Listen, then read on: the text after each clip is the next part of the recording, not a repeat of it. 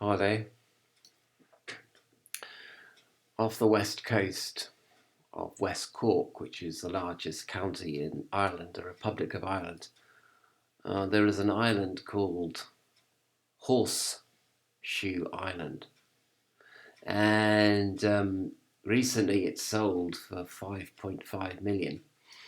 I think it has a total about half a dozen cottages on it, and a very beautiful uh, architect designed house on it as well, which is like the main residence. And it's got a stone landing jetty, and that's about it. It is actually surrounded by cliffs. There's no beach or anything. There's no way onto the island except via the stone jetty. And I actually looked at Horseshoe Island, and I thought that would make a really good yoga retreat or Gnostic chapel retreat or something kind of cool like that, thinking in externals. And then I suddenly thought to myself, no man is an island unto himself, as the saying says. And I think that's absolutely true. And I suppose I have a kind of fantasy that somebody has bought this because it's thinking of COVID-19. And COVID-19 can't get you if you're on an island. And you can only have select people on the island who haven't got the disease, and no other people are going to go there because it's right out in one of the bays, and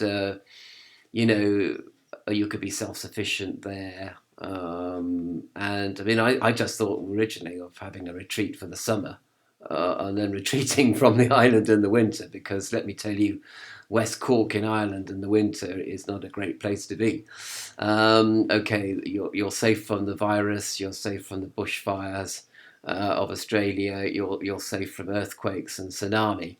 But by goodness me, you're probably not too safe from the odd hurricane that can land on your door. And that's a pretty exposed island. I mean, it's not a tree on the island, obviously, and you'd have to plant quite a few trees on there. Well, perhaps I did see a few, but the thing is that there's nothing there, and in the winter it can be as stark as a tombstone, and is somebody going to live there all the time, trying to escape the virus and be self-sufficient and meditate? I was thinking in a way, having to I was thinking of this Horseshoe Island purchase on one hand, and there's my fantasy of somebody trying to escape COVID-19 on the other. Imagining who might have bought that. No one actually knows yet. And it's actually brilliant value, 5.5 million, because you could spend 50 million on a penthouse in the middle of New York, and like, duh, who wants to live there? What a crap place to live. Sorry, New Yorkers, but I mean, maybe you love it in New York, but I can't imagine anything worse than living in a $50 million penthouse in the middle of New York, especially when COVID-19 slowly gets worse and worse, which of course it will. I mean, the island is a good place to be, but you would have to grow your own vegetables. I mean, no doubt there's a well there, and you could have windmills, and you could have sea power and geothermal power maybe, or something, and dig down far enough or whatever. So electric generation from various sources are great, really. Quite a fantastic project for somebody expecting the end of days. But also, if there's a nuclear war, apparently due to the prevailing southwesterly winds, it's unlikely that you would get caught by nuclear fallout. Which is why loads of Germans and Dutch people apparently went over to West Cork in Ireland in the 1960s and 70s. Quite an interesting point, which I didn't know before. Anyway, but then I was thinking about this island, and no man is an island unto himself. And I was thinking there, that you could do your meditation in this beautiful house that's on the middle of the island. but you should be able to do meditation anywhere.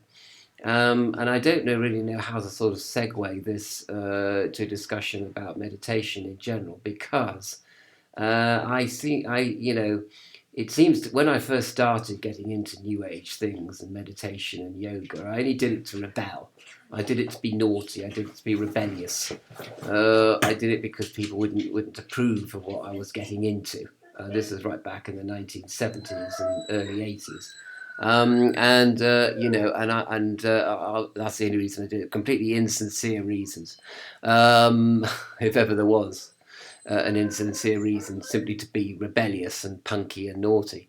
And I never realised that, in fact, meditation, going within or going without, as they say, would be like so necessary as it is now with COVID-19. Because unless you're one of these people that are rebelling against COVID-19 and deciding that you're not going to change your lifestyle one iota with regard to COVID-19, COVID-19 is slowly it's killing lives, obviously, which is bad enough.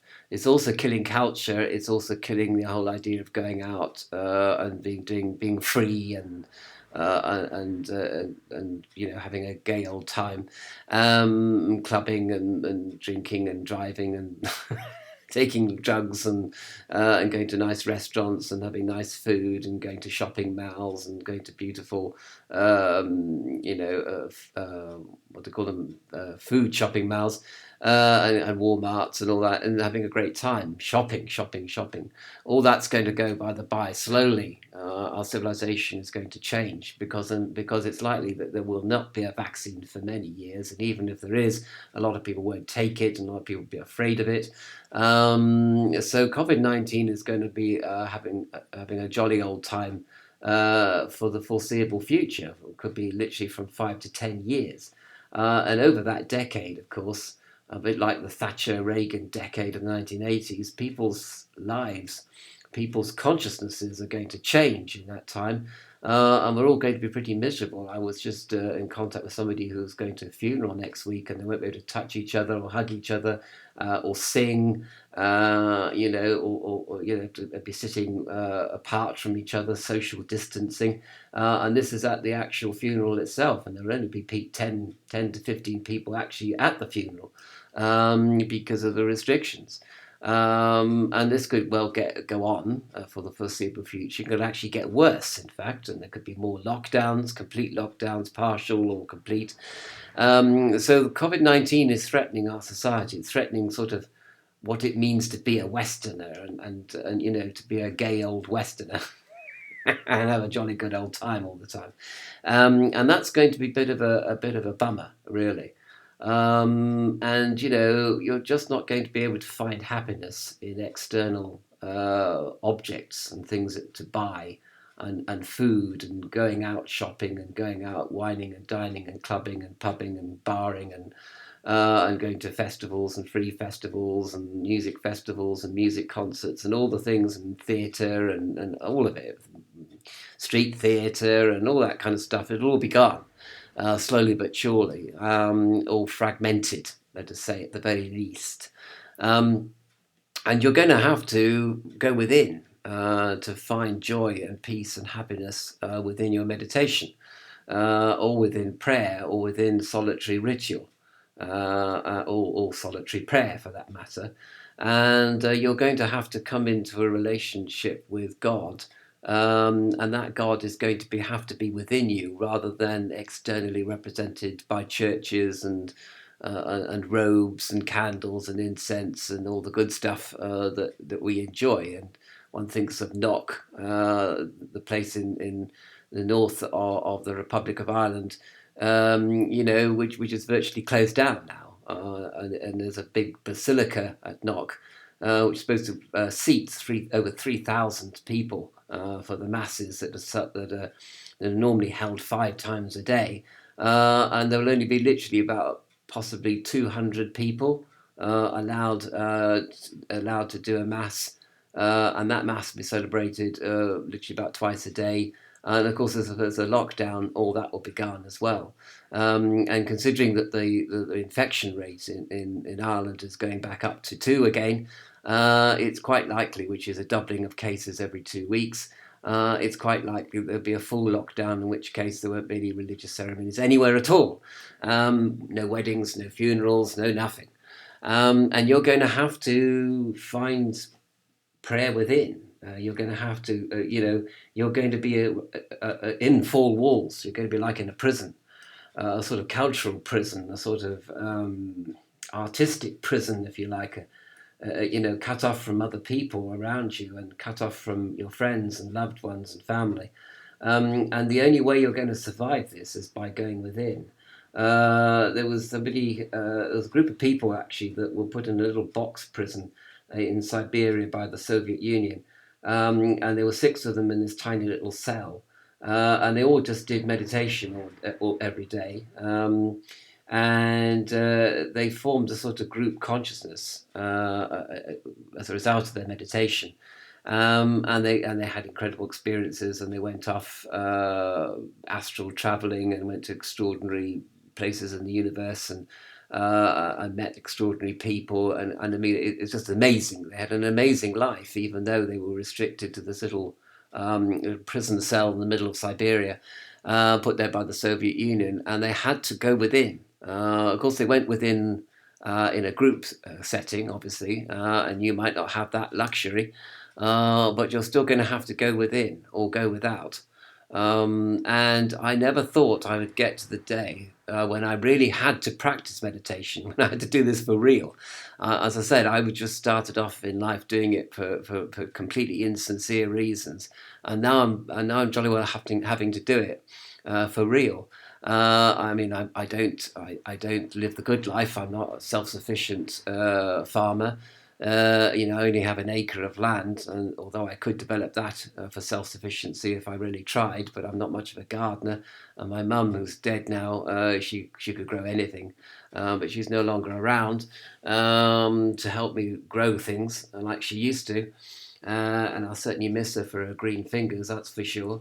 So I'm likely not to be going into the sort of John Seymour self-sufficiency kind of trip, but I'm certainly going to have to be meditating. And I think to myself, oh, you can go online and do things online, but what if the internet goes down as well? What if there is nothing but silence and four walls surrounding me, and no traffic on the roads, and I'm going to have to go into that silence and find God within that silence, and hear the voice of the silence, and not just doing it to be naughty, or to make people fed up with me, and to be alternative hippie type, but to do it for real, and to do it and to keep doing it for real as well.